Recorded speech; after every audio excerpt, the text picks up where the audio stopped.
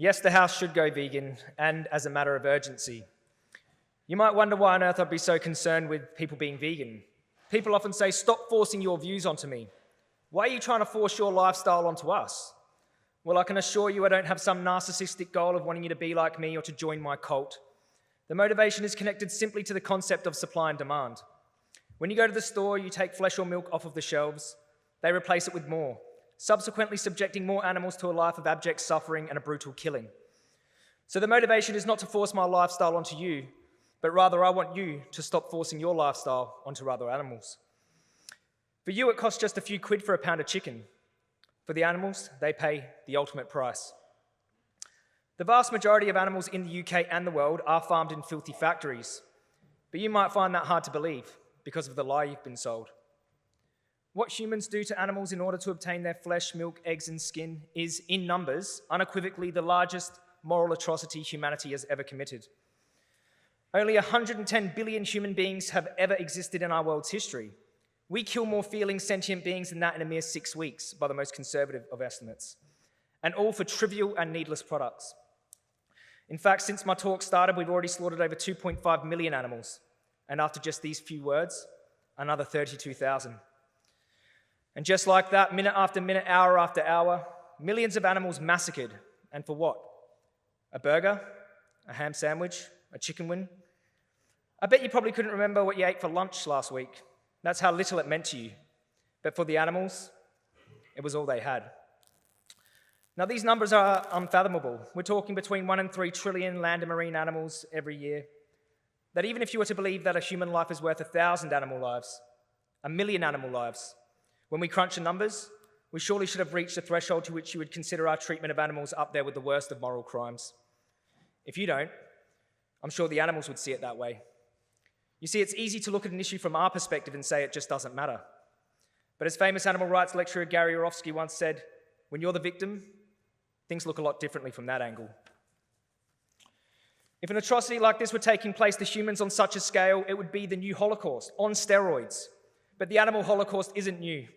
The systematic domination, enslavement, and mass killing of animals has taken place at least since the dawn of agriculture, and we've become more efficient at confining and terrorizing animals with the rise of factory farming in the 1920s. Animals were the first to be enslaved, the first to be systematically slaughtered, and the only victims to ever be served in a modern university cafeteria with no one batting an eye. For as long as non-human animals have been oppressed, they still are to this day, persecuted, treated like nothing, their charred bodies chewed up, digested, and flushed down the toilet.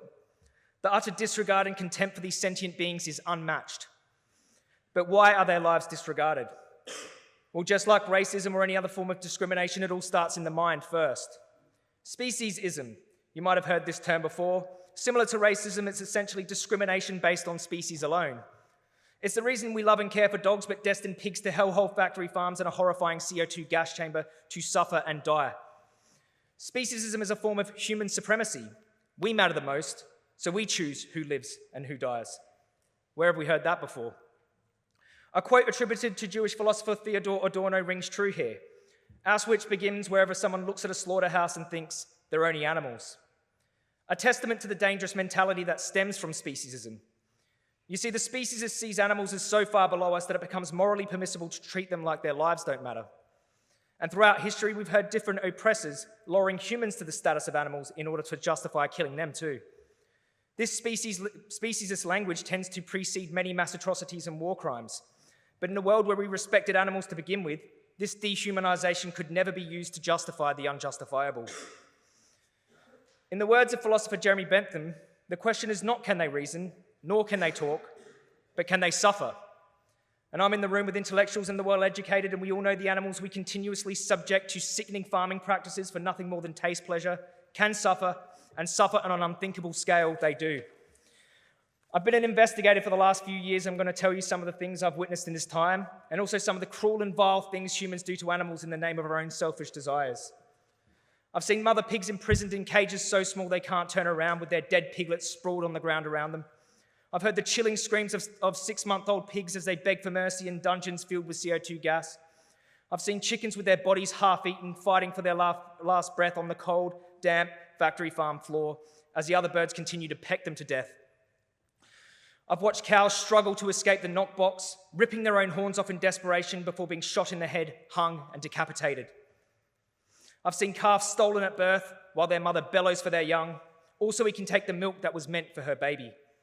I've seen featherless hens with painful bleeding prolapses forced to continuously lay eggs for someone else's breakfast omelette. I've witnessed full-grown pigs being beaten to death with an iron bar as they convulse for close to a minute before being thrown in a bin like trash. The majority of these despicable acts took place on UK higher welfare farms and abattoirs. RSPCA assured, red tractor, free range, grass-fed are just marketing ploys to ease the conscience of the unaware consumer. It's trickery, a smokescreen that covers the true horrors of animal farming so that basic human compassion does not get in the way of meat industry profit. After hearing about the horrors of animal farming, the first thing that might come to your mind is, well, I don't agree with going vegan. That's a bit extreme. But it definitely should be done better. Let's treat these animals a little nicer before we kill them en masse. You will often hear the phrase humane slaughter being thrown around, as if putting the word humane in front of the word slaughter absolves us of any moral wrongdoing. Could you imagine someone using the phrase humane rape? Humane slavery? What about a humane genocide? Any decent person would scoff at the thought. Yet when it comes to the killing of animals, all of a sudden, it's no problem.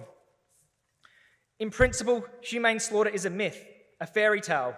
It only serves to make the killer feel more comfortable about killing and has nothing to do with the rights of the victim. If the animal's rights were truly being respected, then so would their right to continue living. Put yourself in the victim's position. Would you still consider slaughter humane if it were you walking down the kill line? You see, animals are always left dead last. Whether humans are at war or at peace, the animals are still oppressed. Even after wars end, peace is declared and the economy recovers and is robust. The animal killing machine is functioning at its peak. The animals are always left out of any peace deals. For them, the war never ends. We have waged an eternal war on the most innocent, defenseless beings that have no way of escape or retribution. Well, I guess war is the wrong word. It's more like a perpetual genocide, because in this case, the victims cannot fight back. They are truly gentle, fragile, and helpless beings, and humans capitalize in every twisted conceivable way off of their helplessness. And their only crime is being born into the wrong species. During his pursuit for non-violence, Mahatma Gandhi said the greatness of a nation and its moral progress can be judged by the way its animals are treated. What does that say about our moral progress as a human nation? I argue that although we're technologically advanced, we are sadly morally stone-aged. We need to stop looking at this injustice through a human lens and start viewing this through the eyes of an animal, born into hell, the day of their execution already planned, born with no rights, not even to their own bodies. Yet humans have the superseding right to kill animals to satisfy their meat cravings. Justice and fairness are sentiments that we hold dear as a society, but do we practice them consistently? Do we extend that justice to those who look and act differently to us? We need to stop focusing on the differences between humans and animals and instead focus on the qualities we share: sentience, emotions, the wish to live free from suffering and persecution, the desire for freedom. We will only reach this point when we stop viewing animals as worthless products and start viewing them as individuals whose interests matter morally. Famous author and vegetarian Leo Tolstoy wrote, "As long as there are slaughterhouses, there will be battlefields." And I too believe that we can never truly be at peace while we continue to otherize, belittle, terrorize, subjugate, and mass slaughter based on a morally irrelevant trait like species. You see, the human oppression of other animals not only hurts the animals, but also harms our collective moral fiber. And our supremacist attitude towards our fellow creatures of Earth emanates out into the way we treat each other. It's time to live in alignment with the moral beings I know we can be, and it all starts with our treatment of the most vulnerable. When you are not vegan, you are facilitating through the supply and demand system the most horrific moral crimes. Crimes that one day will look back on the same way we now look back on slavery, apartheid, and the Holocaust, with complete and utter shame. It's for these reasons that I truly believe, and I hope you do too, that the House and the world should go vegan. Thank you.